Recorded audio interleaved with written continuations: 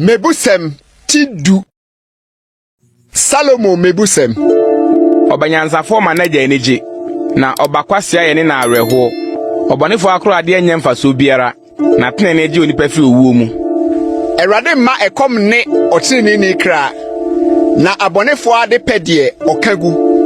Ohia behia de otwentwen ne nsase na nsiyefo nsama wonya won ho. De oboaboa ano ehuhu bre no ye obanyansafo na de oton kotwa bre no ye oba a ohye aniwuo. Insrada otini ni atifi na akakabensem kata abonefo ano. Otini ni nkaya ye nshira na abonefo din bepro. Akomam yansafo age mransem na ojimfo krokrofo behwease. De onam paye mu no nam jojo na de ochia na kwan no wobehu no. De obu ani no yi areho na ojimfo krokrofo behwease. Otini ni ano ye nkwan sutire na kakabensem kata abonefo ano. Otane henyai ntokwa na odo kata mfumso nyina so. Nhumufo enum na wohunu nyansa na aba fata de oni trechi. Enyansafo kora nimde na ojimefo ano ye ebu a eben.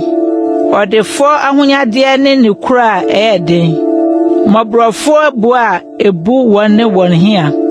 Otene ni adoyo mankwa. Obonefo no baye de ode ye bone. Die obu atenetene fa nkwa kwanso na die opo enimka no fom kwan. Die okata ne tan so no wo atora no na die otwie no ye okwasea. Mfom so mpa okasadodo mu na die osanka na no ye onimdefo. Otene ni tachrama ye dweta a wayi mu. Abonefo akoma de emfra.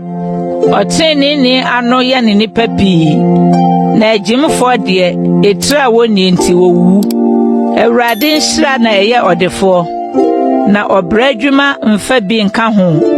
Emumuyo ye okwasia se agro. Na nyansa ye hurumu nipa fe. Obonefo ade a osuara na ebeba ne so. Na atenefo ade a wope no wobema won. Se ehum tutwam a na obonefo ni hobio. Na otini ni yeda nyina so. Se nsakeka ye ese na wisie ye aniwa no. Se onihafo ye wona wosoma no ne no. Ewrade suro to naso.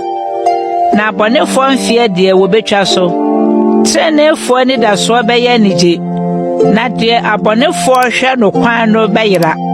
Ewrade akwan ya ahoden mapeyefo. Na ye oseye ma amumuyefo. Otini ni rinfri na nanmu de biara da. Na abonefo rentena asase so. Otini ni anu yi nyansan di. Na tachrama kontonchi de wobetwa. Otini ni anu nim ade a eso ani. Na abonefo anu di akontonchi sem.